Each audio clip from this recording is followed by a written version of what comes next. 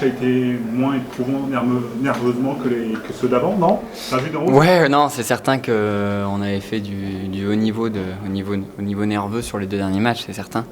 Après, il y a eu son taux quand même de nervosité parce que je joue bien dans tout le premier set et je me fais breaker un peu bêtement à la fin du premier. Donc il sert à 6-5, il a 3 balles de 7 et j'arrive à retourner la situation. Donc forcément, c'est quand même un peu nerveusement, c'était pas forcément facile.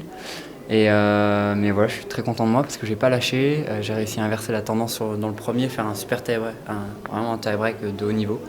Et après, j'ai continué sur ma lancée au second.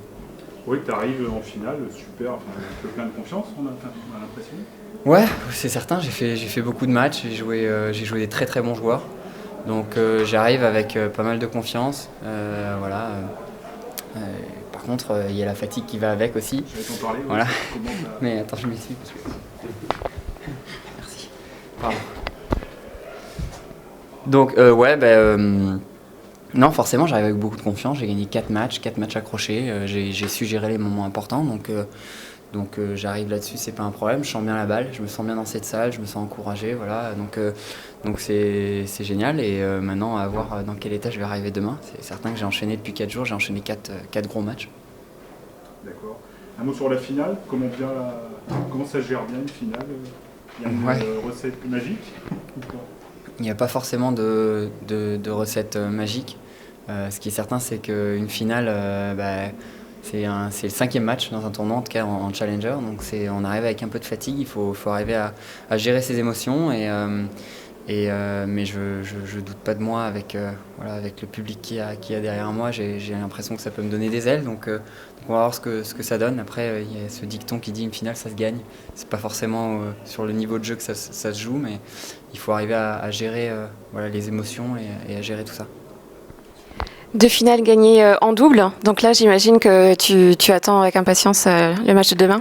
Ouais, c'est sûr. J'ai déjà vécu ça, des finales à Orléans. Je me rappelle qu'à l'époque, j'étais très très heureux d'être en finale en double et très très heureux de le gagner, mais je me disais voilà, l'objectif c'est d'arriver à faire ça en simple aussi. Aujourd'hui, je vais avoir l'occasion demain d'essayer de faire la même chose que ce que j'ai fait il y a 3-4 ans. 4 ans, je sais plus. 2010-2011. Ouais, 2010-2011, donc ça fait un bail, mais voilà, ça a pris du temps, mais je suis très heureux de me retrouver à nouveau en finale à Orléans. Un mot, tu es le premier Français à être en finale ici depuis 5 ans. C'est quelque chose qui te... Et le dernier Français, c'était qui? C'était Mickaël Liodra. Mickaël Liodra. Qui avait battu Arnaud Clément. C'est une finale française en 2011. Ouais, c'est que le niveau, il est très fort dans ces tournois. Il y a de très très bons joueurs et pas que des joueurs français. Voilà, rien que pour rentrer dans le tableau avec ses points, c'est pas forcément évident. Et aujourd'hui, je suis très fier d'être le premier Français depuis 5 ans et j'aimerais bien succéder à Mika, succéder à Nico Mahut aussi, qui a gagné. Ça serait un signe fort. Tu sens que tu as retrouvé que tu retrouves un bon niveau là en simple? Ouais, mais j'avais déjà senti que ça commençait à remonter à l'US Open, même si j'avais perdu au premier tour. Je sentais que ça revenait. Et à Metz, j'ai fait un bon tournoi, j'ai fait un bon match contre Lucas.